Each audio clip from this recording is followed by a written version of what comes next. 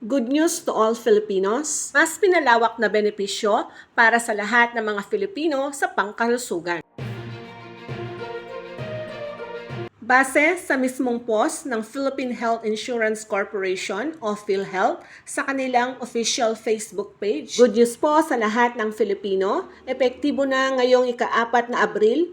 Opisyal nang tinapos ng PhilHealth ang polisiyang naglilimita sa 45 days sa paggamit ng benepisyo kada taon. Ano nga ba ang 45-day benefit limit rule ng PhilHealth? Sa ilalim ng benefit limit rule na ito, ang mga miyembro ay entitled lamang sa maximum of 45 calendar days confinement sa hospital bawat taon. Ibig sabihin, kapag lumampas ang isang miyembro o ang kanyang dependents ng 45-day confinement sa hospital, ang PhilHealth ay hindi magbibigay ng reimbursement any benefit claim. Ang magbabayad ang mismong miyembro o ang kanilang dependents. Sa interview ng Bagong Pilipinas Ngayon, kay PhilHealth Senior Vice President for Health and Finance Policy Sector, Israel Francis Pargas, sinabi niya sa mismong interview na ang mga miyembro ay magagamit na nila ang benepisyo ng buong taon. Tinanggal na ang 45-day coverage limit.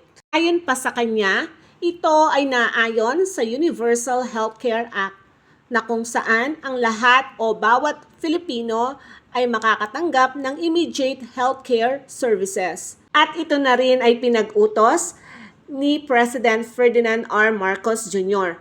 para makover ang healthcare needs ng mga miyembro. Ang direktibang ito na pag-aalis ng 45-day benefit limit, ito ay makikita sa Circular Number 2025-007 ng PhilHealth. At ito ay epektibo na noong last April 4, 2025.